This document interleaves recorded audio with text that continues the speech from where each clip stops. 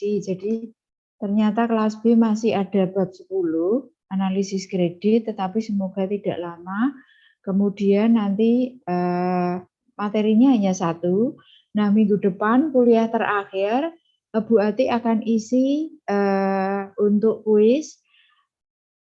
Nanti saya kontak 2 koordinator, kelas A dan kelas B, hari apa saja, baik kelas A maupun kelas B, bisa jadi sama, bisa jadi berbeda untuk harinya. Yang pasti salah satu adalah memakai jam kuliah. Jadi kalau kelas B berarti hari Jumat, kalau kelas A berarti hari Senin. Tetapi ada hari lain lagi yang nanti saya pakai, kemungkinan itu bersamaan. Tetapi waktunya yang cocok untuk kelas A dan kelas B apa, tentu ada masukan dari koordinator.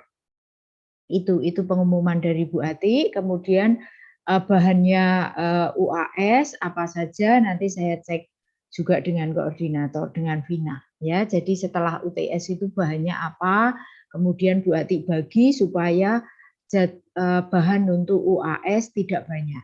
Jadi hanya berapa bab itu, tidak semua bab dipakai untuk ujian. Ya, itu dari saya. Ada pertanyaan dari kelas B? Silakan.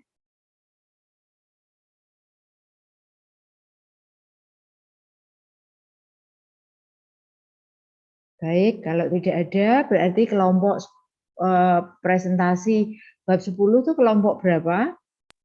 Kelompok 10, Bu. Kelompok 10, hanya 1 bab untuk buku Subramanyam, buku 2, pas materinya analisis kredit ya, 1 bab saja, silahkan bisa mulai share. Baik, Bu.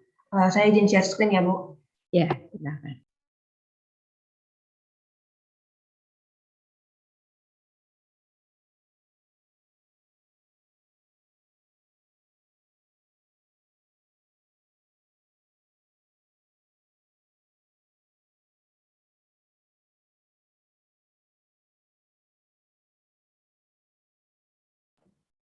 Selamat pagi, Bu Atik dan teman-teman.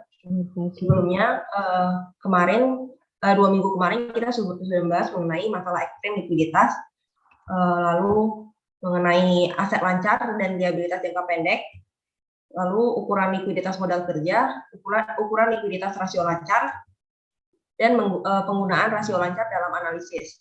Nah, selanjutnya pada hari ini kami akan membahas mengenai ukuran likuiditas dalam rasio berbasis kas.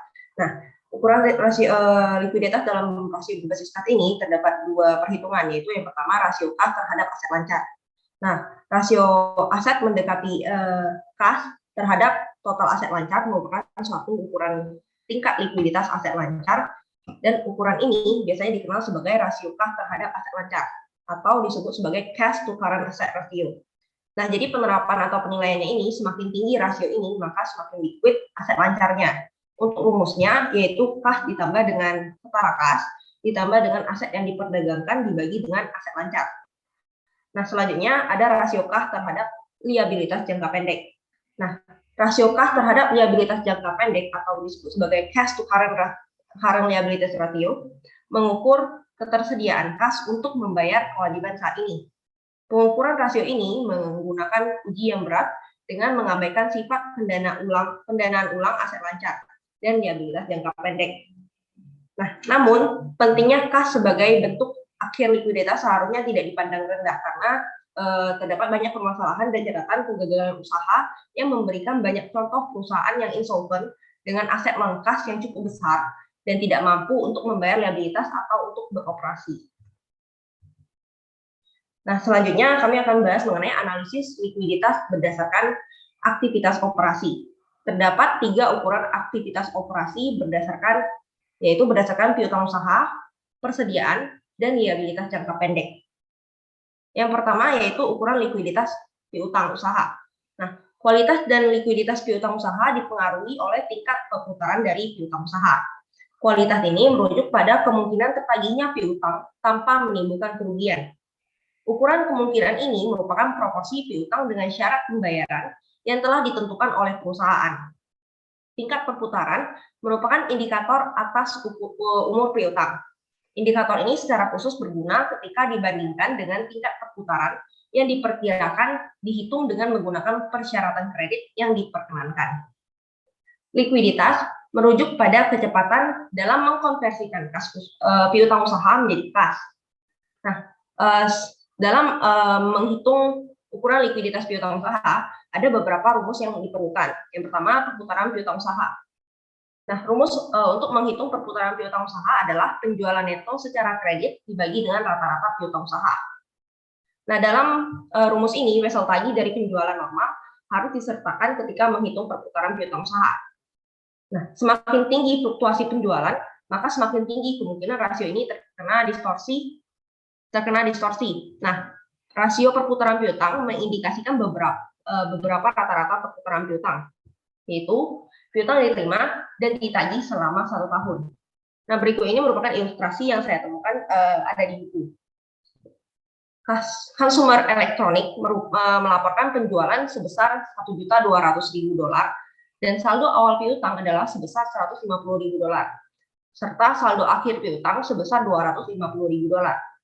Nah, untuk menghitung rasio perputaran piutang, maka rumusnya adalah penjualan neto secara kredit yaitu sebesar $1.200.000 dibagi dengan rata-rata piutang, yaitu saldo awal piutang sebesar $150.000 ditambah dengan saldo akhir piutang sebesar $250.000 lalu dibagi 2. Lalu untuk perputaran piutang usaha dari consumer elektronik ini adalah 6 kali.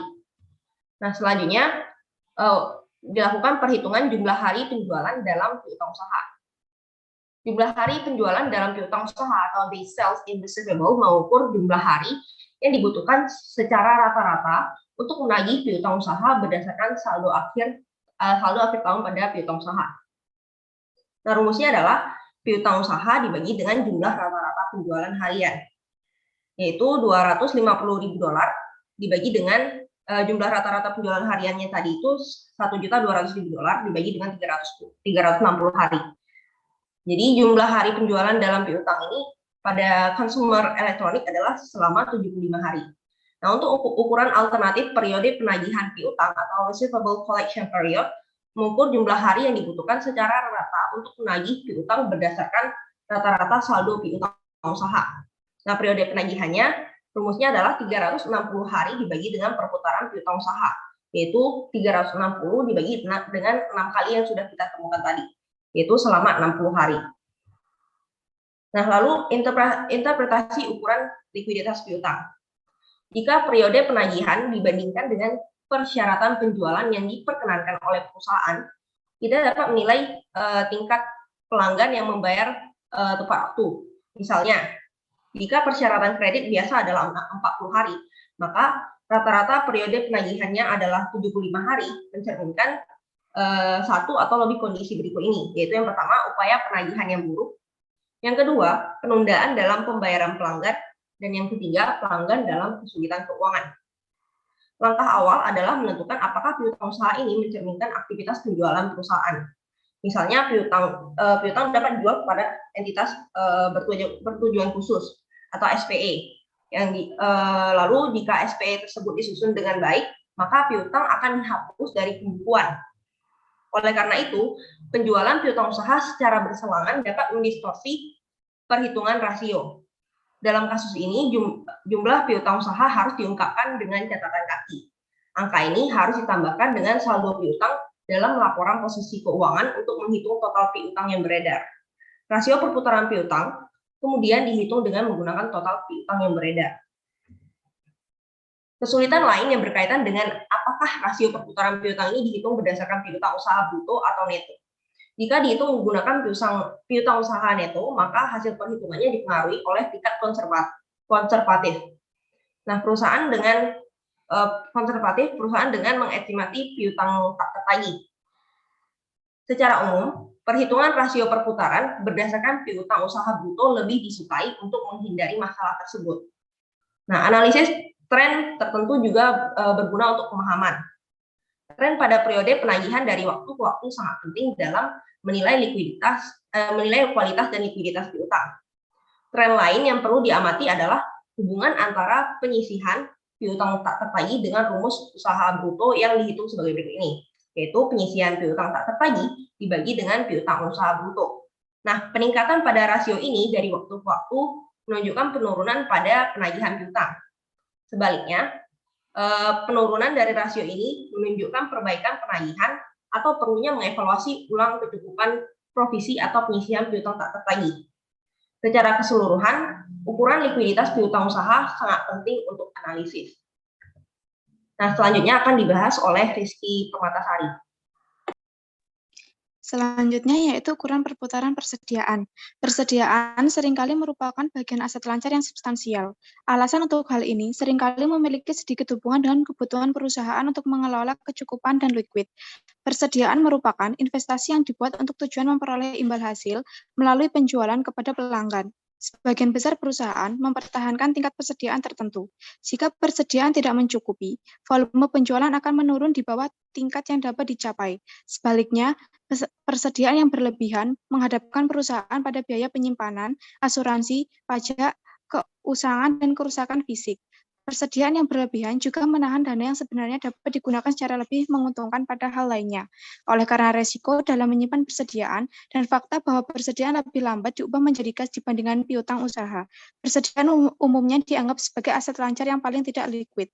Evaluasi likuiditas, jangka pendek dan modal kerja yang mencakup persediaan harus memasukkan evaluasi atas kualitas dan likuiditas persediaan.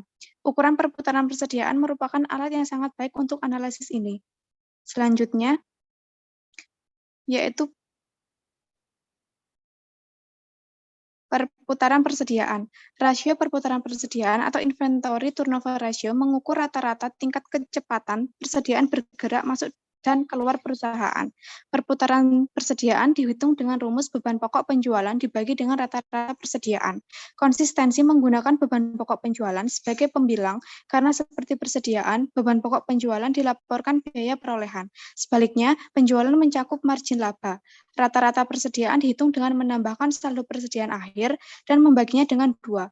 Perhitungan rata-rata ini dapat juga diperoleh dengan merata-ratakan angka persediaan kuartalan atau bulanan. Jika ingin mengevaluasi tingkat persediaan pada tanggal tertentu, seperti akhir tahun, rasio perputaran persediaan dihitung dengan menggunakan saldo persediaan pada tanggal tersebut sebagai penyebut.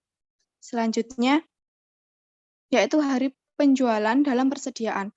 Ukuran perputaran persediaan lain yang berguna dalam menilai kebijakan pembelian dan produksi dalam perusahaan adalah jumlah hari penjualan. Dalam persediaan yang dihitung dengan rumus persediaan ditambah beban pokok penjualan dibagi dengan 360. Ukuran alternatif rasio jumlah hari untuk menjual persediaan atau days to sell inventory ratio dihitung dengan rumus 360 dibagi dengan perputaran persediaan. Rasio ini memberitahukan jumlah hari yang dibutuhkan perusahaan untuk menjual rata-rata persediaan selama tahun berjalan. Dengan menggunakan selanjutnya, yaitu menginterpretasikan perputaran persediaan. Rasio lancar memandang komponen aset lancar sebagai sumber dana yang secara potensial dapat melunasi liabilitas jangka pendek.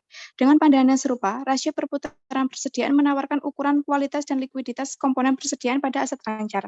Kualitas persediaan merujuk pada kemampuan perusahaan untuk menggunakan dana melepaskan persediaan. Namun demikian, harus diakui bahwa perusahaan yang terus berlanjut tidak menggunakan persediaan untuk membayar liabilitas jangka pendek.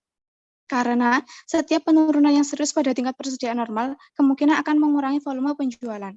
Jika perputaran persediaan turun dari waktu ke waktu atau di bawah normal industri, hal tersebut menunjukkan pos persediaan bergerak lambat yang disebabkan keusangan, melemahnya permintaan atau tidak terjual. Kondisi ini mempersoalkan kelayakan perusahaan untuk memulihkan biaya persediaan. Ukuran likuiditas persediaan yang berguna lainnya adalah periode konversi atau siklus operasi. Ukuran ini mengkombinasikan periode penagihan piutang dengan jumlah hari untuk menjual persediaan untuk memperoleh interval waktu dalam mengonversikan persediaan ke kas. Dalam mengevaluasi perputaran persediaan, analisis harus waspada akan pengaruh prinsip akuntansi alternatif dalam menilai komponen rasio. Penggunaan metode LIFO dalam penilaian persediaan dapat secara serius menurunkan kegunaan rasio perputaran dan rasio lancar. Misalnya, penilaian persediaan mempengaruhi pembilang maupun penyebut pada rasio lancar. Penyebut melalui dampaknya terhadap utang pajak Informasi yang tersedia pada laporan keuangan memungkinkan untuk menyesuaikan nilai persediaan LIFO yang secara tidak realistis terlalu rendah pada saat kenaikan harga, sehingga membuat nilai tersebut berguna untuk dimasukkan dalam rasio perputaran dan rasio lancar. Selanjutnya yaitu likuiditas liabilitas jangka pendek.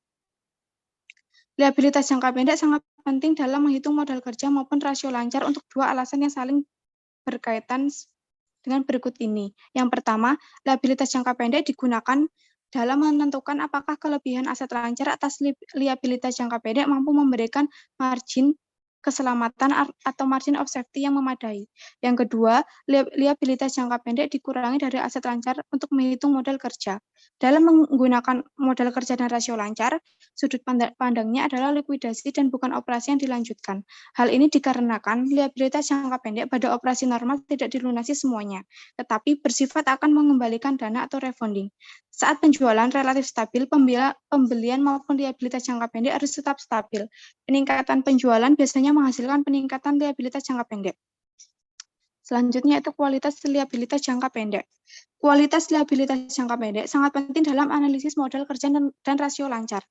Tidak semua liabilitas jangka pendek mempresentasikan kebutuhan pembayaran yang mendesak.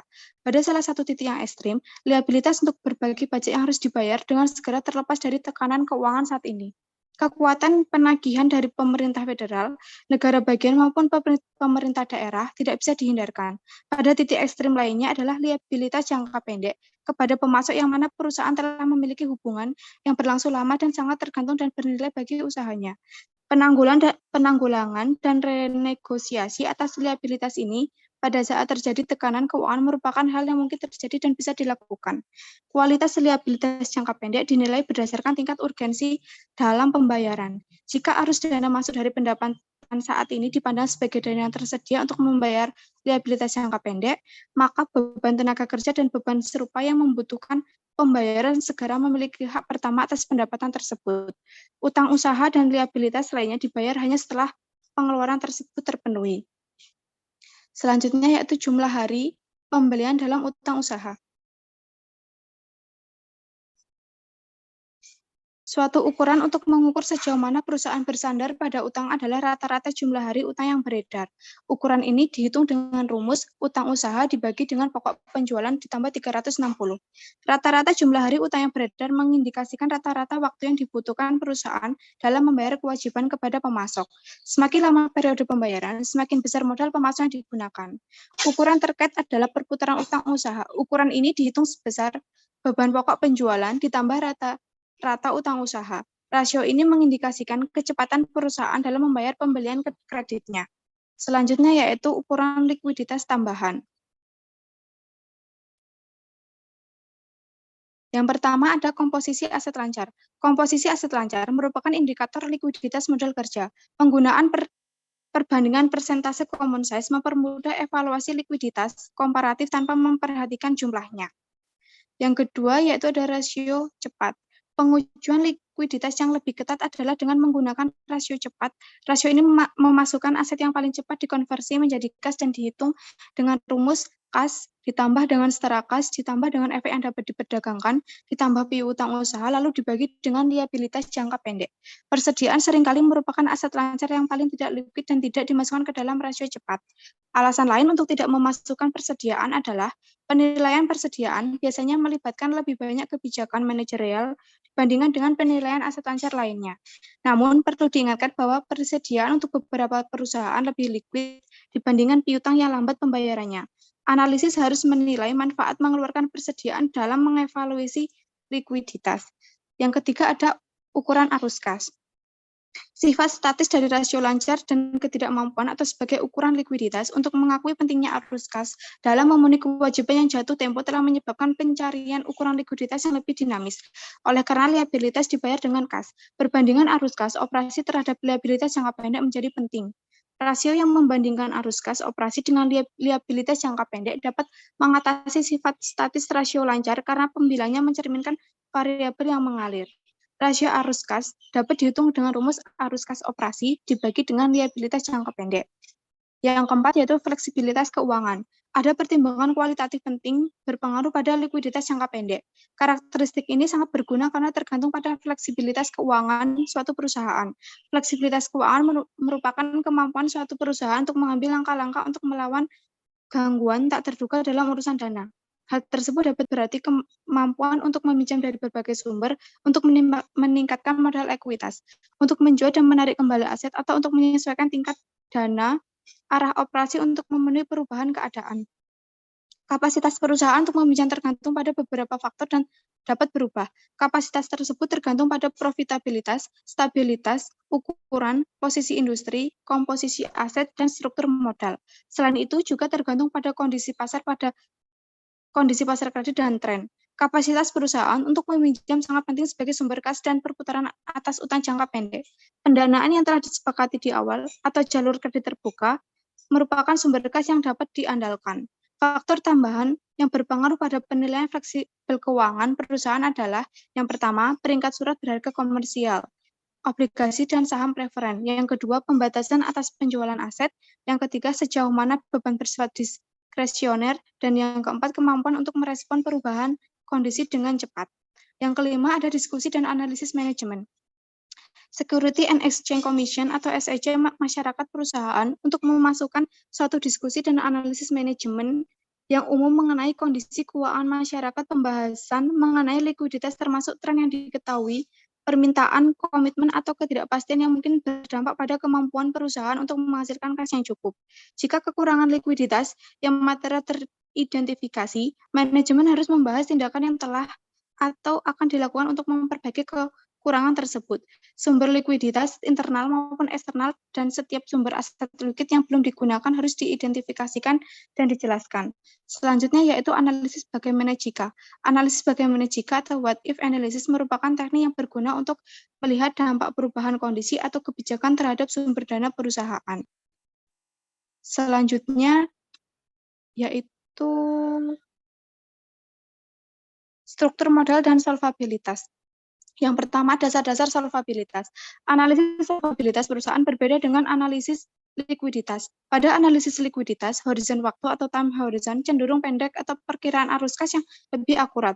Perkiraan jangka panjang kurang bisa diandalkan. Akibatnya, penggunaan analisis solvabilitas kurang tepat, tetapi lebih mencakup ukuran-ukuran analitis. Analisis solvabilitas melibatkan beberapa elemen utama. Analisis struktur modal adalah salah satunya. Struktur modal merujuk pada sumber pendanaan perusahaan. Pendanaan dapat berasal dari modal ekuitas yang relatif permanen hingga sumber pendanaan jangka pendek yang lebih temporer dan beresiko. Setelah perusahaan memperoleh pendanaan, maka perusahaan akan menginvestasikan pada berbagai aset. Aset mempresentasikan sumber keamanan sekunder bagi pemberi pinjaman dan dapat berasal dari pinjaman yang dijamin oleh aset tertentu, hingga aset yang tersedia sebagai pengamanan umum untuk kreditor tidak terjamin. Faktor ini dan lainnya penghasilan perbedaan resiko yang berkaitan dengan berbagai aset dan sumber pendanaan. Elemen kunci solvabilitas jangka panjang lainnya adalah laba atau kemampuan menghasilkan laba, yang menunjukkan kemampuan berulang untuk menghasilkan kas dari operasi. Ukuran berbasis laba merupakan indikator penting dan dapat diandalkan terkait kekuatan keuangan. Laba merupakan sumber kas yang paling diinginkan dan diandalkan untuk membayarkan jangka panjang atas bunga dan pokok utang. Sebagai ukuran arus kas masuk dari operasi, laba sangat krusial untuk menutupi bunga jangka panjang dan beban tetap lainnya. Arus laba yang stabil merupakan ukuran penting atas kemampuan perusahaan untuk meminjam pada saat kekurangan kas.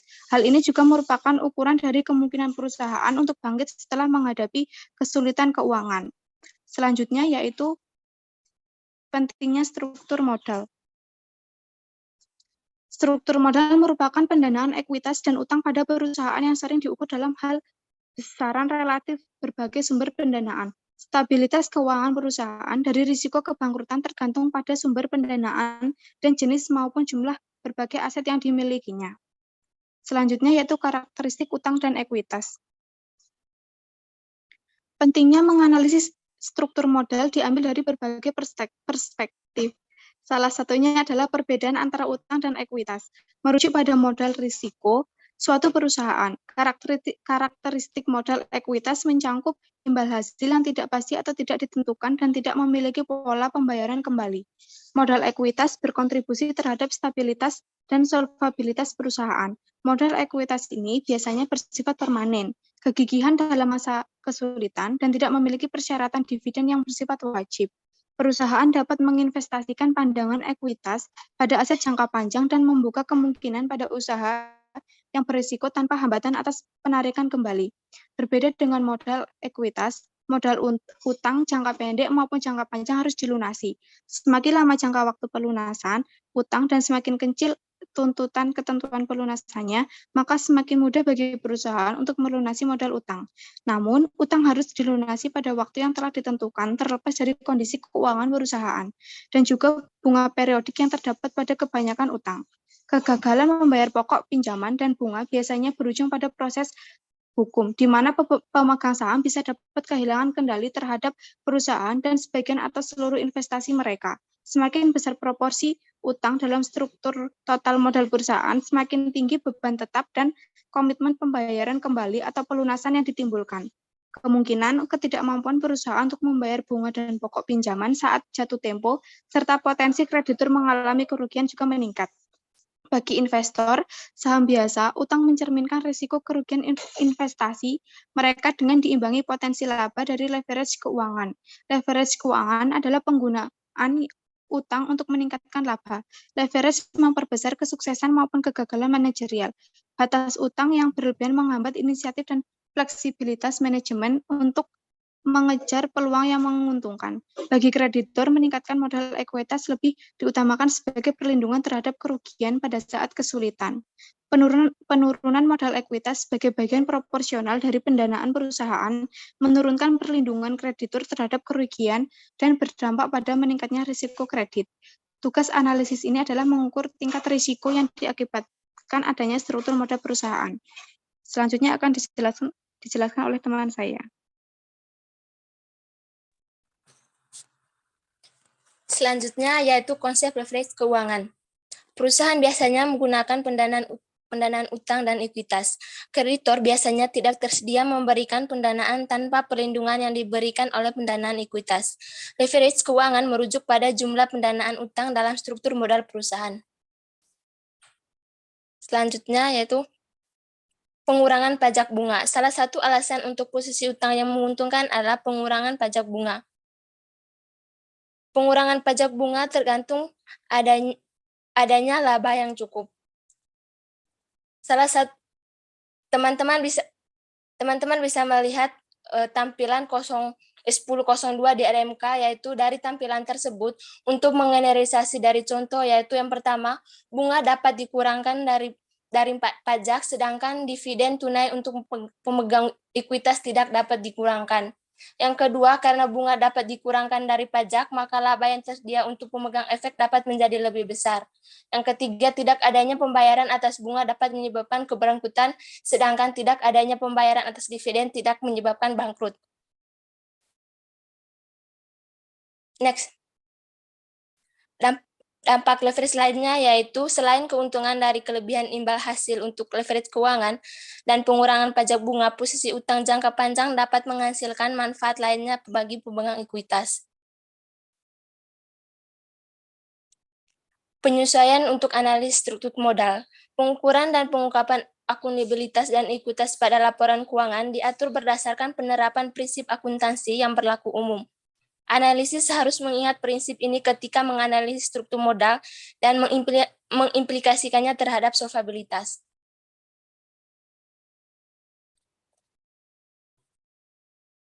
Penyesuaian terhadap nilai buku dari liabilitas. Hubungan antara liabilitas dan modal likuiditas, dua sumber utama dari pendanaan perusahaan, merupakan faktor penting dalam menilai solvabilitas jangka panjang. Keberadaan liabilitas tidak sepenuhnya dicerminkan pada laporan posisi keuangan, dan terdapat pos yang terkait dengan pendanaan yang klasifikasi akuntansi sebagai utang atau ekuitas tidak harus diterima begitu saja dalam analisis. Identifikasi dan klasifikasi pos ini tergantung pada pemahaman menyeluruh atas substansi ekonomi dan kondisi yang mempengaruhinya. Yang pertama yaitu pajak penghasilan tangguhan. Salah satu pertanyaan penting adalah apakah pajak tangguhan diperlakukan sebagai liabilitas, ekuitas, atau sebagai bagian utang dan bagian ekuitas? Jawabannya yaitu tergantung dari sifat tangguhan, pengalaman di masa lalu dari akun tersebut, dan kemungkinan pembalikan di masa depan. Dalam pencapaian keputusan tersebut perlu mengakui bahwa dalam situasi normal pajak tangguhan akan membalik dan menjadi utang ketika ukuran perusahaan menurun. Yang kedua, sewa operasi, yaitu praktik akuntansi saat ini mensyaratkan bahwa sebagian besar pendanaan sewa jangka panjang yang tidak dapat dibatalkan disajikan sebagai utang. Namun demikian, perusahaan memiliki peluang tertentu untuk struktur sewa dengan tujuan menghindari pelaporan mereka sebagai utang. Sewa operasi seharusnya diakui pada pelaporan posisi keuangan untuk tujuan analitis sehingga meningkatkan aset tetap dan liabilitas. Yang ketiga, pendanaan di luar posisi keuangan. Untuk menentukan utang pada suatu perusahaan, analisis harus memperhatikan bahwa beberapa manajer perusahaan menurunkan nilai utang yang dilaporkan. Penjualan piutang, pengaturan pendanaan di luar laporan posisi keuangan dengan memanfaatkan entitas bertujuan khusus dan investasi metode ekuitas.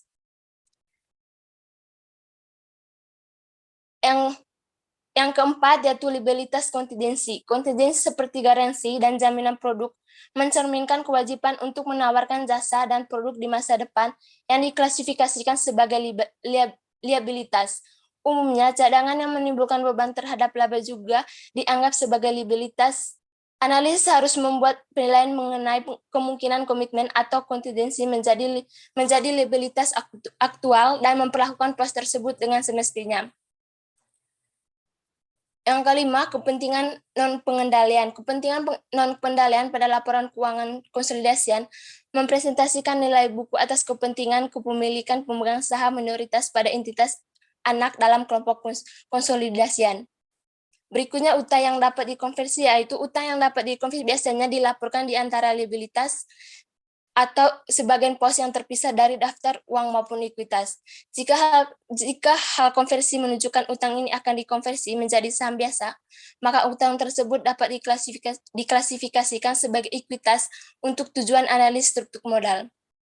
Berikutnya, saham preferen, yaitu kebanyakan saham preferen tidak mensyaratkan kewajiban untuk membayar dividen atau pembayaran kembali pokok. Karakteristik ini mirip dengan ekuitas. Saham preferen dengan pensyaratan penebusan wajib mirip dengan utang dan harus dianggap sebagai utang dalam analisis. Next.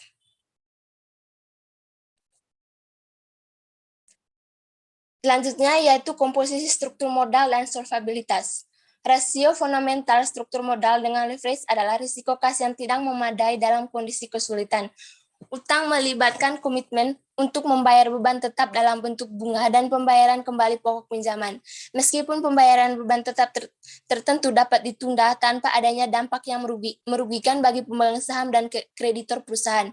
Bagian ini membahas beberapa ukuran yang biasanya digunakan untuk mengestimasi tingkat leverage keuangan dan mengevaluasi risiko instabilitas. Yang pertama yaitu next Vin. Yang pertama, laporan composite dalam analisis solvabilitas. Keunggulan analisis composite atas struktur modal adalah mengungkapkan besaran relatif sumber pendanaan utama. Analisis composite juga memberikan perbandingan langsung antar perusahaan yang berbeda. Yang kedua, ukuran struktur modal untuk analisis solvabilitas. Rasio struktur modal merupakan alat lain untuk analisis solvabilitas. Ukuran rasio struktur modal mengkaitkan komponen struktur modal satu dengan lainnya atau dengan totalnya. Bagian ini menjelaskan rasio-rasio yang paling umum digunakan.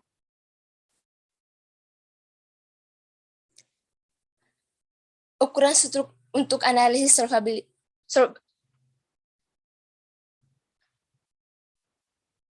Ukuran struktur modal untuk analisis solvabilitas. Lanjut. Next. Total utang terhadap total modal, yaitu rasio komprehensif tersedia untuk mengukur hubungan antara total utang lancar dibagi utang jangka pendek tambah utang jangka panjang tambah liabilitas lain sebagaimana ditentukan oleh analis seperti pajak tangguhan dan saham referen ditukar. Dan total modal yaitu utang tambah ekuitas pemegang saham. Rasio total utang terhadap total modal juga disebut rasio total utang yang dinyatakan sebagai rumusnya yaitu total utang dibagi total modal. Selanjutnya yaitu total utang terhadap modal ekuitas. Ukuran utang dari hubungan utang terhadap sumber modal adalah rasio total utang terhadap modal ekuitas. Rasio total utang terhadap modal ekuitas yang dinyatakan dengan total utang dibagi ekuitas pemegang saham. Utang jangka panjang terhadap modal ekuitas. Rasio utang jangka panjang terhadap ekuitas mengukur hubungan utang jangka panjang terhadap modal ekuitas. Rasio yang melebihi 1:1 mengindikasikan pendanaan utang jangka panjang yang lebih besar dibandingkan modal ekuitas.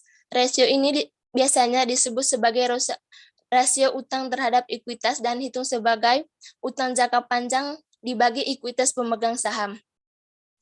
Berikutnya yaitu utang jangka pendek terhadap total utang. Utang jangka pendek sebagian lawan utang jangka panjang atau kebutuhan dana pelunasan obligasi. Ada indikator ketergantungan perusahaan terhadap pendanaan jangka pendek atau terutama pada bank. Utang jangka pendek biasanya tergantung pada perusahaan yang sering terjadi pada tingkat suku bunga. Next. Interpretasi ukuran struktur modal, analisis component size dan rasio struktur modal umumnya mengukur risiko struktur modal perusahaan. Ukuran struktur modal berfungsi sebagai perangkat screen. Komposisi aset dan analisis solvabilitas. Aset yang digunakan perusahaan dalam aktivitas operasinya menentukan sumber pendanaan sampai batas waktu tertentu. Modal utang juga merupakan sumber umum pendanaan aset jangka panjang, khususnya pada industri seperti utilitas yang sumber pendapatannya stabil. Next. Selanjutnya yaitu cangkupan laba. Pembahasan mengenai ukuran struktur modal yang mengakui kegunaan ukuran ini sebagai perangkat screen. Perangkat ini merupakan sarana penting untuk menentukan apakah risiko yang melekat pada struktur modal perusahaan membutuhkan analisis lebih lanjut. Salah satu keterbatasan ukuran struktur modal adalah ketidakmampuannya berfokus ada ketersediaan arus kas untuk melunasi utang perusahaan. Saat utang dilunasi, ukuran struktur modal biasanya membaik, sementara kebutuhan kas tahunan untuk membayar bunga atau dana pelunasan obligasi cenderung tetap atau meningkat. Keterbatasan ini menyoroti peranan penting dari cakupan laba suatu perusahaan atau kekuatan menghasilkan laba. Hubungan laba dan beban tetap. Peraturan Securities Exchange Commission atau SEC mengharuskan rasio laba terhadap beban tetap akan diungkapkan pada prospektus seluruh efek utang yang telah terdaftar. Ukuran rasio laba terhadap beban utang umumnya adalah laba yang tersedia untuk beban tetap dibagi beban tetap. Menghitung laba yang tersedia untuk beban tetap, yaitu perbedaan antara laba yang ditentukan dengan menggunakan akuntansi akural dan arus kas dari operasi. Next.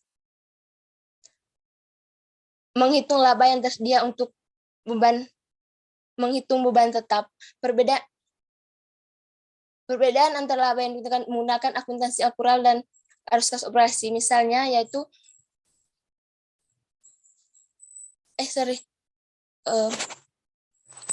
menghitung beban tetap, yaitu komponen utama kedua dalam rasio laba terhadap beban tetap adalah beban tetap. Bagian ini akan menguji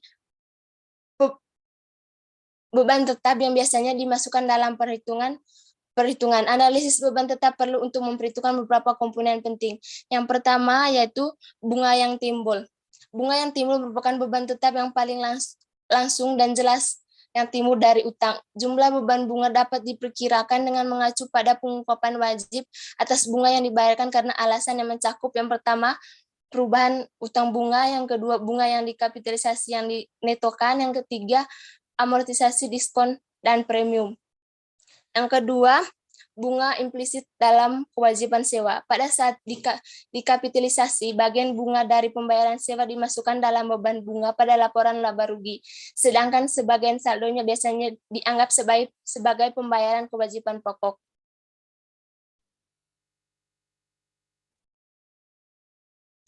Berikutnya yaitu persyaratan dividen saham preferen dari entitas anak dengan kepemilikan saham mayoritas. Persyaratan ini dianggap sebagai beban tetap karena memiliki prioritas di atas distribusi laba untuk entitas induk. Pos-pos yang akan atau telah dieliminasi dalam konsolidasi sebenarnya tidak dianggap sebagai beban tetap. Ketentuan dividen dan saham referen dari entitas anak yang dimiliki secara mayoritas merupakan sebuah contoh biaya yang tidak dapat dikurangkan terhadap pajak. Penyesuaian untuk menghitung jumlah bruto adalah yaitu persyaratan dividen saham preferen dibagi 1 kurang tarif pajak. Berikutnya, persyaratan pembayaran kewajiban pokok. Pembayaran kewajiban pokok dari sudut pandang arus kas keluar sama besarnya dengan kewajiban bunga. Dalam kasus pembayaran sewa, kewajiban perusahaan untuk membayar pokok dan bunga harus dipenuhi secara bersamaan. Berikut beberapa alasan persyaratan pembayaran kewajiban pokok yang tidak diakui dalam perhitungan rasio laba terhadap beban tetap. Yang pertama, rasio laba terhadap beban tetap berdasarkan laba. Yang kedua, jika perusahaan memiliki rasio utang terhadap ekuitas yang memadai. Yang ketiga, memasukkan pembayaran kewajiban pokok dapat menyebabkan perhitungan ganda. Yang keempat, masalah pemasukan persyaratan pembayaran kembali utang sebagai beban tetap adalah bahwa tidak semua perjanjian utang menyediakan penyisihan dana atau kewajiban pembayaran kembali yang sama. Dijelaskan oleh ya. Selanjutnya ada jaminan sebelumnya, Vin, masih di slide sebelumnya. Selanjutnya ada jaminan pembayaran beban tetap. Jaminan pembayaran beban tetap dari entitas untuk yang tidak dikonsolidasikan atau entitas yang tidak terafiliasi harus ditambahkan pada beban tetap jika pembayaran terkait jaminan ini tidak dapat dihindari. Kemudian ada beban tetap lainnya. Analisis menyeluruh atas beban tetap harus memasukkan seluruh kewajiban pembayaran sewa jangka panjang atau tidak hanya bagian bunga, terutama sewa yang dapat dipenuhi dalam sewa yang tidak dapat dibatalkan. Next. Selanjutnya ada menghitung laba terhadap beban tetap. Rumus konvensional untuk menghitung rasio laba terhadap beban yang telah diadopsi SEC adalah sebagai berikut. Laba sebelum pajak dari operasi lanjutkan, kemudian ada beban bunga ditambah, amortisasi beban utang dan diskonto atau premium ditambah, dengan bagian bunga dari beban sewa operasi ditambah persyaratan dividen saham preferen pada entitas anak dengan kepemilikan saham mayoritas setelah disesuaikan pajak, ditambah jumlah bunga yang dikapitalisasi yang sebelumnya telah diamortisasi pada periode berjalan dikurangi dengan laba yang tidak dibagikan pada entitas anak atau afiliasi yang kepemilikan saham yang kurang dari 50%. Kemudian bagian H ada total beban bunga ditambah dengan amortisasi beban utang dan diskonto atau premium, ditambah dengan bagian bunga dari beban sewa operasi, ditambah persyaratan atau dividen saham preferen pada entitas anak dengan kepemilikan saham mayoritas setelah disesuaikan pajak. Next.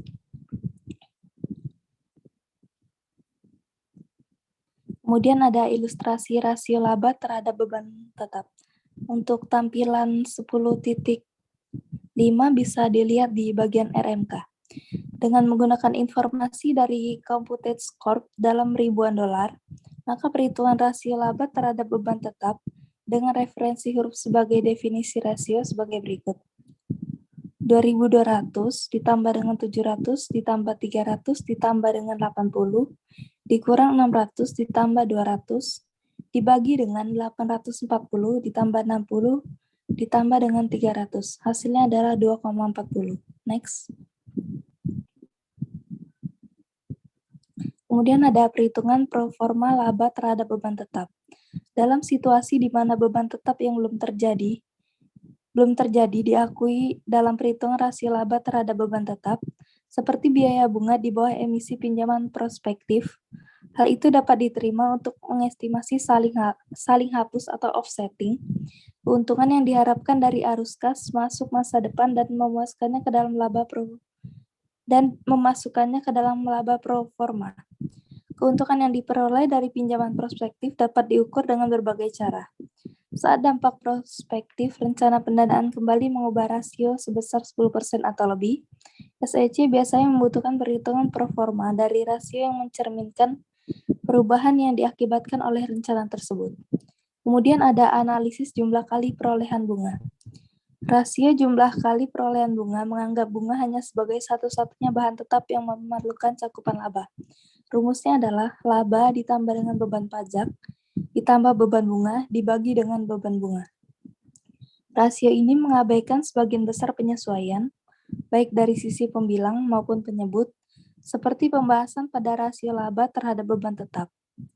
Rasio ini tidak seefektif alat analisis seperti rasio laba terhadap beban tetap. Next. Kemudian ada hubungan arus kas dengan beban tetap.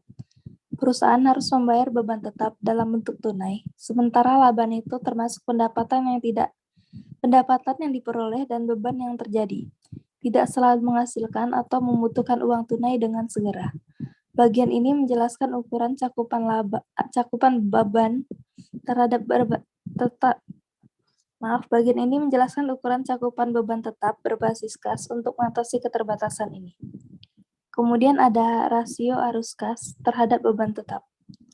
Rumusnya adalah arus kas operasi sebelum pajak ditambah dengan penyesuaian B hingga G yang didefinisikan pada halaman bagian menghitung laba terhadap beban tetap per beban tetap. Next. Kemudian ada kas dari operasi yang permanen. Hubungan antara arus kas dari operasi perusahaan dengan beban tetap sangat penting dalam analisis solvabilitas jangka panjang. Oleh karena pentingnya hubungan ini, maka akan dinilai sifat permanen dari arus kas operasi. Hal ini biasanya dilakukan untuk mengevaluasi komponen-komponen yang merupakan arus kas operasi. Misalnya penambahan kembalian penyusutan terhadap laba neto lebih permanen dibandingkan laba neto karena pemulihan penyusutan dari penjualan terjadi sebelum laba diterima. Kemudian ada cakupan laba atas dividen saham preferen. Rumusnya laba sebelum pajak ditambah dengan penyelesaian B hingga G didefinisikan pada menghitung laba terhadap beban tetap dibagi dengan beban tetap ditambah dividen saham preferen per 1 dikurangi tarif pajak. Dengan menggunakan data keuangan dari Computex Corp, maka pada tampilan 10.5 dapat dihitung rasio cakupan laba atas dividen, yaitu 2.200 ditambah dengan 700, ditambah dengan 300, ditambah 80, dikurangi 600, ditambah 200, dibagi dengan 840, ditambah 60, ditambah 300, ditambah dengan 400 per 1 dikurangi 0,50, hasilnya adalah 1,44. Next.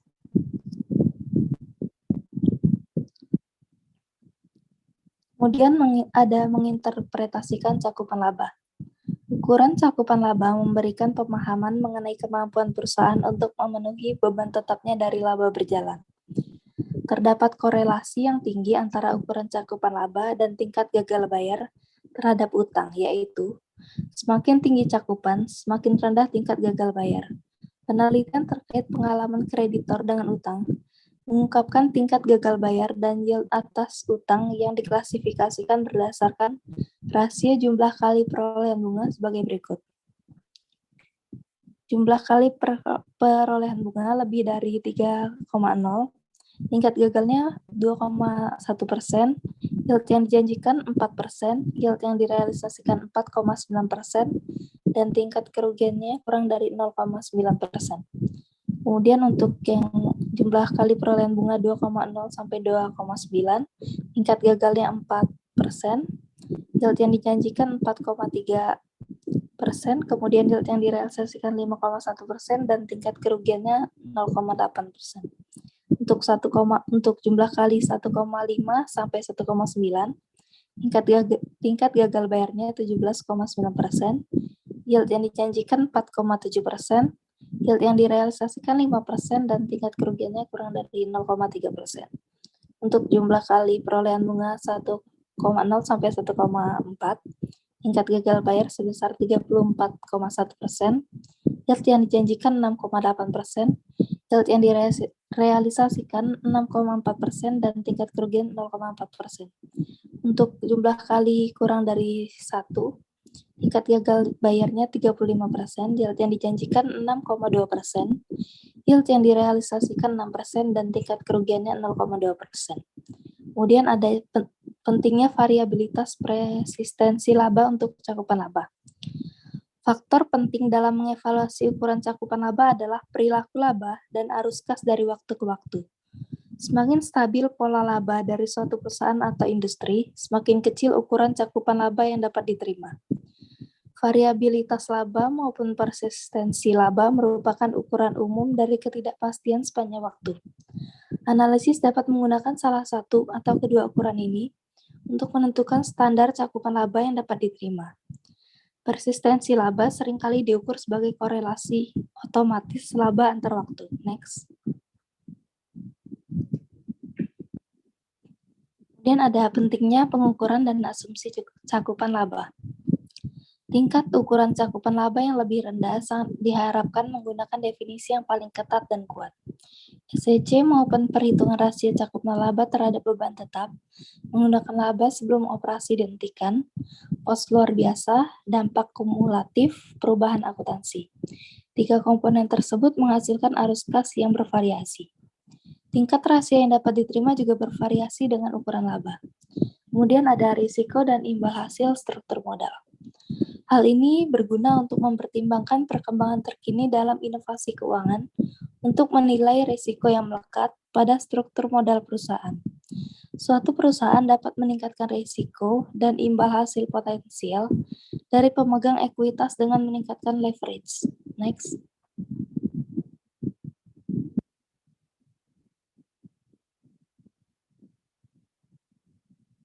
Next, Win.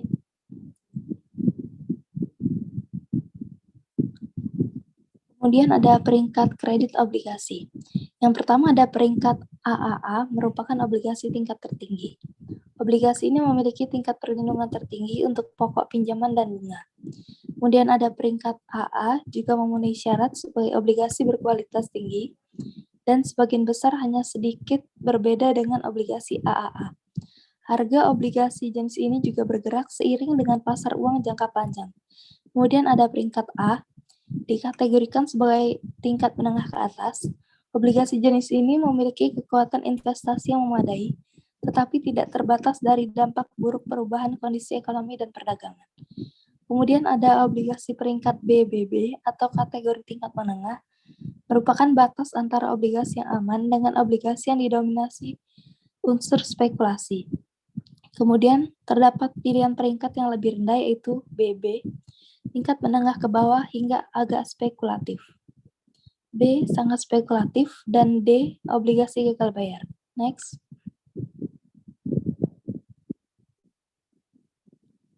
Kemudian ada peringkat obligasi perusahaan. Salah satu lembaga pemeringkat menggunakan aturan praktis di mana obligasi membutuhkan nilai aset berwujud, yaitu terhadap utang jangka panjang sebesar 5:1 untuk peringkat AAA, 4:1 untuk peringkat AA, 3 hingga 3:5:1 untuk peringkat A, dan 2:5:1 untuk peringkat BBB. Aturan praktis lainnya menyarankan rasio utang jangka panjang terhadap total modal kurang dari 25% untuk perangkat AAA, mendekati 30% untuk peringkat AA, mendekati 35% untuk peringkat A, dan mendekati 40% untuk peringkat BBB. Kemudian ada keterbatasan dalam permainan peringkat. Penerbitan utang mencerminkan berbagai macam karakteristik. Akibatnya karakteristik ini memberikan kesempatan untuk mengidentifikasikan perbedaan antar kelompok peringkat dan menilai dampak yang menguntungkan atau tidak menguntungkan dalam kelompok peringkat. Selain itu, adanya bukti perubahan peringkat ketertinggalan pasar. Dampak ketertinggalan ini memberikan kesempatan tambahan untuk mengidentifikasi perubahan penting sebelum perubahan peringkat dilaporkan oleh lembaga pemeringkat. Next. Kemudian ada Altman Z-score. 5 rasio keuangan yang digunakan dalam Z-score adalah X1 sama dengan modal kerja per total aset, X2 saldo laba per total aset, X3 laba sebelum bunga dan pajak per total aset, X4 ekuitas pemegang saham per total liabilitas, X5 penjualan per total aset. Kita dapat melihat bahwa X1 sampai dengan X5 masing-masing mencerminkan likuiditas, usia perusahaan, dan profitabilitas kumulatif, profitabilitas, struktur keuangan, dan tingkat perputaran modal. Altman Z-score dihitung sebagai berikut. Z sama dengan 0,17x1 ditambah 0,847x2 ditambah 3,107x3 ditambah 0,420x4 dan ditambah 0,998x5. Z-score yang kurang dari 1,20 menunjukkan probabilitas kebangkrutan yang tinggi. Sedangkan nilai Z-score di atas 2,10 mengindikasikan probabilitas kebangkrutan yang rendah. Angka 1,20 dan 2,9 berada pada wilayah abu-abu atau ambigu. Next. Kemudian ada modal kesulitan keuangan dan analisis laporan keuangan. Tidak terdapat bukti yang menunjukkan bahwa perhitungan Z-score merupakan ukuran terbaik untuk menganalisis solvabilitas jangka panjang. Dibandingkan penggunaan alat analisis yang dijelaskan dalam buku ini secara terintegrasi. Kita sebaiknya menyadari bahwa penggunaan rasio sebagai pemrediksi kesulitan keuangan akan lebih baik jika dilengkapi dengan analisis yang kuat atas laporan keuangannya. Bukti hanya menunjukkan jika Z-score merupakan alat yang baik untuk penyeleksian, pengawasan, dan pengarah perhatian pada area tertentu. Next. Sekian presentasi dari kelompok kami. Terima kasih.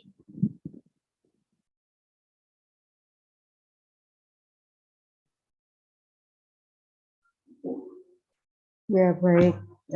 Ini materi yang terakhir, bab 10, dari yang sudah dipelajari mahasiswa.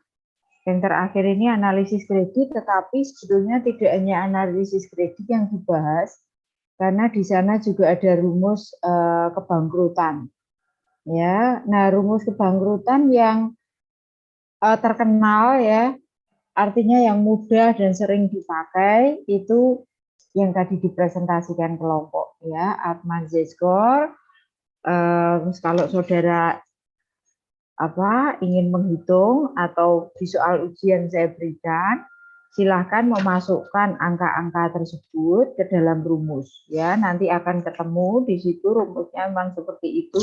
Ada sedikit berbeda kalau tidak salah atau sama dengan yang ada di Bergevin. Tolong di Bergevin bab 14 saudara buka. Di halaman terakhir juga di sana diberikan beberapa rumus untuk memprediksi ya apakah perusahaan tersebut akan bangkrut atau tidak. Juga yang dipakai Altman, tetapi sebetulnya ada metode lain lagi yang juga dinilai mudah untuk memprediksi. Tapi buku Bergevin maupun Subramanyam kok sama ya, memakainya Altman Z-score. Ya, jadi angkanya coba dicek apakah betul 0,717x1, kemudian x1 itu apa, x2 itu apa, ada penjelasannya. Ya, hanya kalau tidak salah itu di bukunya Bergevin itu angkanya batasnya gray area itu apakah betul ya? Mungkin betul ya, 1,2 sampai 2,9. Di atas 2,9 itu berarti aman gitu kan. Jadi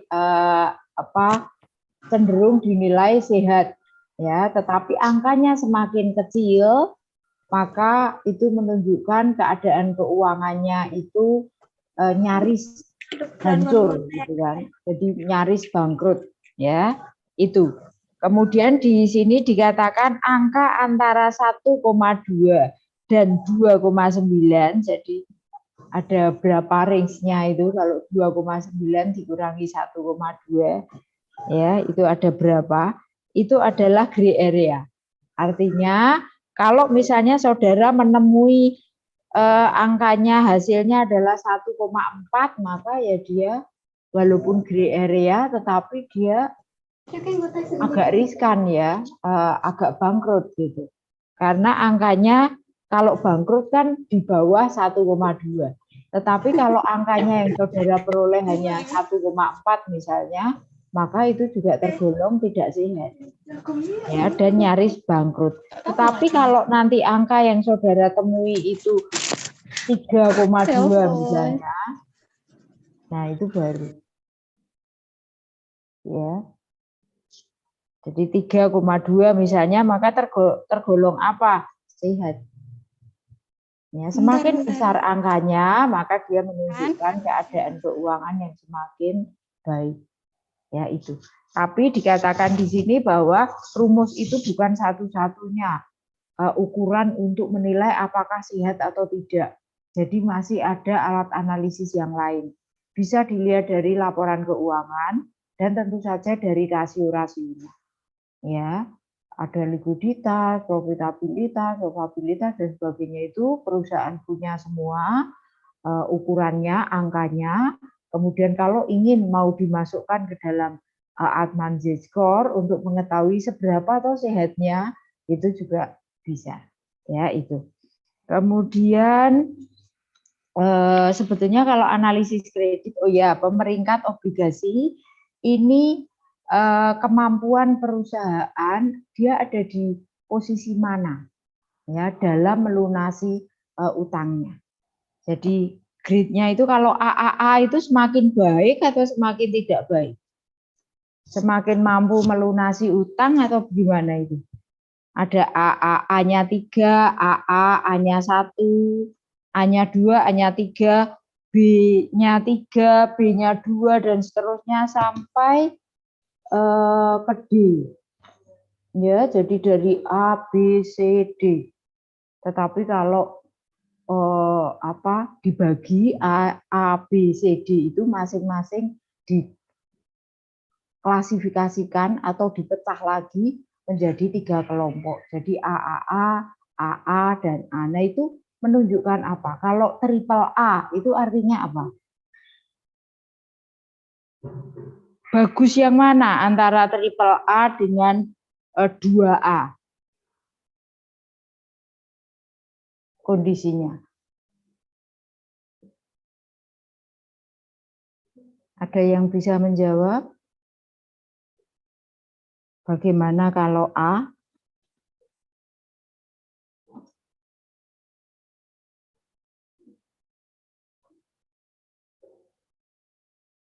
Untuk obligasi. Ini untuk obligasi, ini juga untuk menunjukkan kemampuan perusahaan untuk membayar kewajibannya. Ya, angsuran utangnya, itu cicilannya, itu juga bisa diperingkat. Nah, ini kan peringkat utang. Jadi peringkatnya utang itu ada di AAA atau AA atau A. Nah, angka ini menunjukkan apa? Kalau AA, kalau triple A itu bagaimana? Lebih bagus atau malah lebih jelek? Ibu, kalau menurut saya AAA itu lebih bagus, Bu. Baca saja di buku coba. Ya, itu menunjukkan apa? Kalau AAA, ya. Besok di ujian Bu Atik bertanya. Ya, kalau itu suatu negara berkaitan dengan pemeringkat utang, karena ini juga diajarkan besok kalau saudara ngambil mata kuliah lanjutannya, ada pemeringkat obligasi ini. Bahkan dikatakan di situ sampai D, tetapi yang umum dikemukakan memang A dan B. B-nya itu juga sampai B1 saja. Nah, bagaimana kalau A-nya 3, bagaimana kalau A-nya 1, bagaimana kalau B-nya 2, dan seterusnya. Ya, nanti saudara beri penjelasannya. Semakin baik atau semakin tidak. Kemudian apalagi ya rumusnya? Rumusnya di sini berkaitan dengan laba dan dividen, laba atas dividen. Kemudian kok malah resiko kreditnya tidak begitu. Ya, ada istilah fleksibilitas keuangan juga. Di Bergevin juga ada bagaimana mengukur fleksibilitas keuangan. Kalau di sini tidak ada rumusnya, hanya berupa kalimat, silakan melihat dari bukunya Bergevin berkaitan dengan fleksibilitas keuangan. Ya, bahan terakhir itu ini analisis kredit. Kemudian untuk ujian akhir, nanti silakan koordinator atau sekarang boleh ya materi apa yang belum itu Vina tadi infokan ke Bu Ati. Materinya apa saja yang belum ya? Untuk buku Subramanyam itu mulai 4 tidak ya? Kita hanya 1, 2, 3 waktu UTS.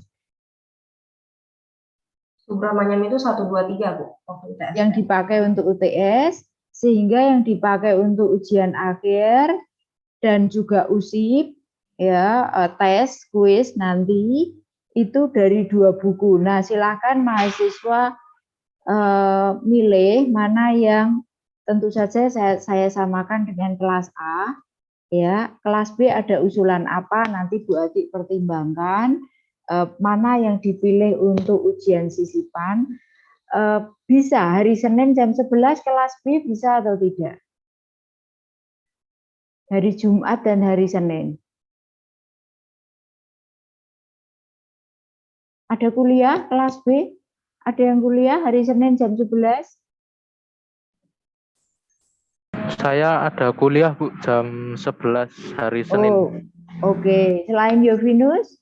Saya juga Bu. Oh ya, baik. Ya, berarti Saya juga Bu. Berarti nanti silahkan Vina info hari apa selain hari Jumat, karena ada 2 kali yang akan saya pakai untuk kuis dan ujian sisipan. Ya, karena waktunya sudah mepet, tinggal minggu depan saja, mulai Senin. Ya, kalau mau sore juga silahkan, karena lebih bagus. Yang pasti ada 1 Jumat yang saudara pakai, atau kalau mau saudara pakai Jumat semua, berarti semua hari Jumat. Bisa. Ya, kira-kira kelas B mau milih yang mana? Apakah sudah ada hari Jumat setelah ALK ini ada kuliah? Sore Bu, saya Bu. Sore kosong, yang lain bisa? Bisa Ibu. Jadi 2 kali. Bu, Oke, itu ada. Jumat sore saya ada kelas Bu. Oh, Jumat sore ya, terserah. Pokoknya Bu Atik minta 2 hari untuk minggu depan, dari hari Senin sampai hari Jumat. Ya, nanti saya yang akan mengumumkan di LMS hari apa. Hari ini saya tunggu ya Vina, karena hari ini kalau bisa di kelas ini gitu. Yang pasti Senin, yang pasti Jumat jam 11 sudah ya kita upload. Nah, apakah mahasiswa akan semua hari Jumat? Ternyata tidak bisa. Hari Senin juga tidak bisa. Ya. Nah, mau hari apa? Selain hari Jumat jam 11. Nanti beda dengan kelas A tidak apa-apa karena memang kelasnya berbeda. Jadi kelas B ujian sendiri, kelas A ujian sendiri seperti itu. Ya, waktu unggahnya di LMS juga berbeda, tergantung perjanjian dengan kelas B. Nah, Bu Ati, ini mumpung ketemu dengan kelas B dan supaya segera selesai, maka saya sudah ingin mengatur ya. Jumat jam 11 sudah ya, kita sepakati ya, tanggal 10. Bisa semua toh? Bisa Bu, bisa Bu. Ya, oke. Terus hari lainnya lagi apa setelah Jumat, selain Jumat? Tentu sebelum Jumat toh. Sabtu kan tidak mungkin. Ya, Vin? Selasa, oke. Selasa pukul berapa, Vina? Siang mungkin Bu. Siang, ya baik. Ada yang tidak bisa Selasa? Siang pukul berapa? Vina mau milih? Pukul 2 gimana Bu? Pukul 2, oke. Bu, Yang lain bisa Selasa pukul 2? Nggak bisa Bu, saya ada kuliah. Nggak bisa Bu. Oke. Nggak bisa Bu, ada Nah, les. ada apa? Ada hari Selasa jamnya mungkin Vina yang diganti? Jamnya sih kalau saya kosong Bu hari Selasa Bu. Oke, baik. Ya, kalau yang tadi tidak bisa, kira-kira apa sore? Pagi Bu. Pagi. Pagi ada yang lain? Pagi ada yang kuliah mungkin? Ada Bu. Ada Bu. Ada ya, salah Ada, Bu. satu cara mungkin sore ya. Selasa sore. Selasa sore jam 3? Kelas sore Bu. Saya ada kelas. kelas Bu. Oke. Sore jam 4? Iya Bu, kelasnya mulai dari jam 4. Oke, sampai jam 6 ya? Iya Ibu. Ya, oke. Berarti Selasa jam 6 sore? Bisa, Bu. Oke, baik. Selasa jam 18 ya. Oke, tanggal Senin itu tanggal 6 berarti tanggal 7 bulan 6. Ya, udah. Ini berarti kelas B. Ya, nanti Vina bisa toh Selasa jam 6? Bisa, Bu. Bisa ya, baik. Nanti silahkan Vina umumkan atau Bu Ati umumkan, nanti siapa yang akan mengumumkan segera, berarti Selasa besok dulu, Selasa dulu baru hari Jumat. Nah, ada bahan dari Subramanyam dan Bergevin, ya nanti kalau bahan mungkin agak kesulitan, bisa Vina usulkan ke Bu Ati, atau harus satu kelas di sini sekarang, atau bahannya nyusul. Bagaimana baiknya? Mau ditentukan sekarang bahannya? Tentu nanti dibagi 3 ya, karena dengan UAS. Supaya bahannya tidak terlalu banyak yang untuk UAS. Ya, kalau semua nanti dipakai untuk UAS kan tidak mungkin.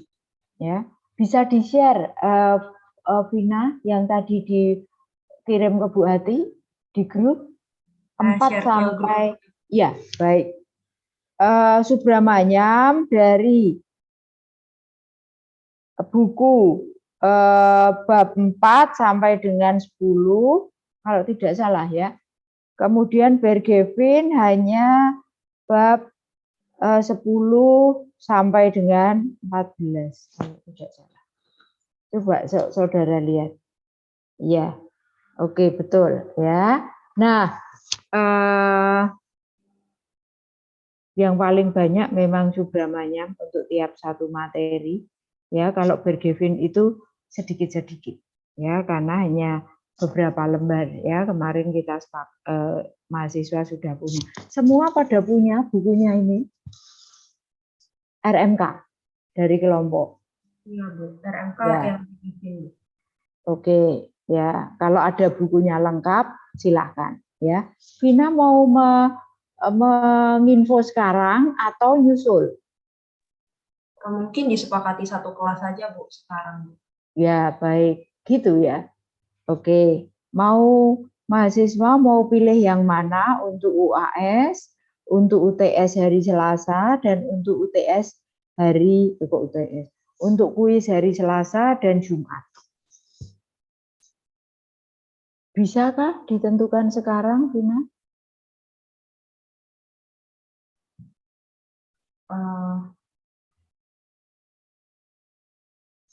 Mau dipilihkan Bu Ati atau mahasiswa milih sendiri?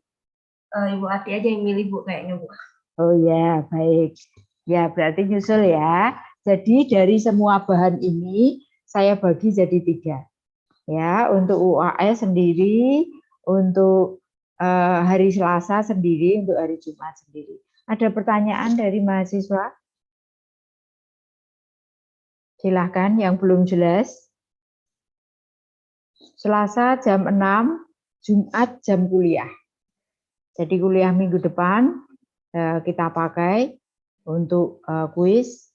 Kemudian Selasa, nanti diingatkan ya Bu Ati, sebelumnya walaupun saya tulis pengumuman, dan juga saya ingatkan di meja saya bahwa saya harus menyiapkan untuk hari Selasa jam 18, Bu Ati unggah di WA Group, itu nanti silahkan saudara kumpulkan di LMS pukul berapa. Karena tadi mahasiswa info tidak ada hari lain yang dipilih Selasa, ya adanya jam 6. Atau kalau mau ganti ya sekarang, misalnya ada yang bersamaan semua di hari yang siang gitu juga boleh diganti kalau mungkin ada. Adakah mau tetap Selasa jam 6 atau mau ganti? Silakan.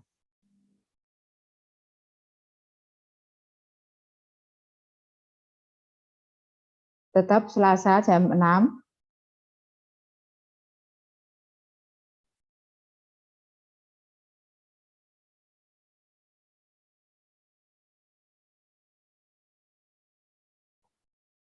Semua setuju ya? Setuju, Bu. Ya, baik. Oke. Bahannya tidak disepakati karena mahasiswa milih Bu Atik yang milihkan, mana yang untuk UAS, mana yang untuk kuis. Oke, saya kira itu. Ada lagi, Vina? Dari saya tidak ada, Bu. Ya, dari teman-teman tidak ada. Kemudian, Bu Atik, saudara ada PR tidak ya? PR yang kemarin, Bu. Sudah ya, Vin? Sudah, Bu. Oke, baik kalau sudah. Ya. Berarti tidak ada utang ya dengan saya? Tidak ada, Bu.